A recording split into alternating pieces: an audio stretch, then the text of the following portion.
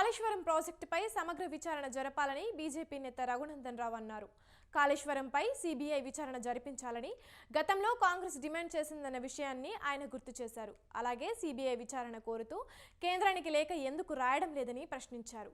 కాళేశ్వరం ప్రాజెక్టులో పెద్ద ఎత్తున అవినీతి జరిగిందన్న రఘునందన్ రావు విచారణ మేడిగడ్డ వరకే పరిమితం చేయాలని కుట్ర జరుగుతోందని ఆరోపించారు. కాళేశ్వరం సమస్యను కాంగ్రెస్ పార్టీ కంచికి చేర్చాలని అనుకుంటుందని విమర్శించారు.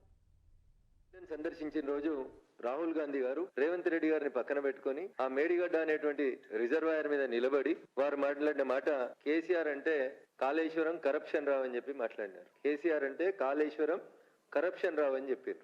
కేసీఆర్ 1,00,000 కోట్లు దోచుకున్నాడు. మేము అధికారంలోకి రాగానే ఆ కేసీఆర్ దగ్గర నుంచి ఆ సొమ్మును కక్కిస్తాం. కక్కించినటువంటి ఆ సొమ్ముని పేద ప్రజల బ్యాంకు ఖాతాలలో వేస్తామన్నారు. ఇలా ప్రజలు ఏం కోరుకుంటున్నారు? కాళేశ్వరం ప్రాజెక్టు మీద విచారణ జరగాలి, కోర్టును ఆశ్రయించి సిబిఐ విచారణ అడగడం. నేను ఇలా ఒకటే సూటి మాట అడుగుతున్నా రేవంత్ రెడ్డి గారిని. మీరు గెలిచి అధికారంలోకి వచ్చి ముఖ్యమంత్రిగా ప్రమాణ స్వీకారం చేసిన మొదటి రోజే నాలాంటి వాళ్ళం ఏం ఎక్స్పెక్ట్ చేసినామంటే రేవంత్ రెడ్డి గారు ఒక ఉత్తరం రాస్తారు భారత ప్రభుత్వానికి, భారత ప్రధానమంత్రి గారికి, in the capacity of chief minister of Telangana 1,00,000 కోట్ల అవినీతి జరిగిందని ఆరోపణలు చేసినటువంటి కాళేశ్వరం ప్రాజెక్టు మీద సిబిఐ విచారణ జరుపుమని ఒక సింగిల్ పేజీ ఉత్తరం రాయడం లోపల, 4 లైన్ల ఉత్తరం రాయడం లోపల రేవంత్ రెడ్డి గారికి ఉన్నటువంటి ఇబ్బంది ఏంది? మేడిగడ్డను సందర్శించిన రోజు రాహుల్ గాంధీ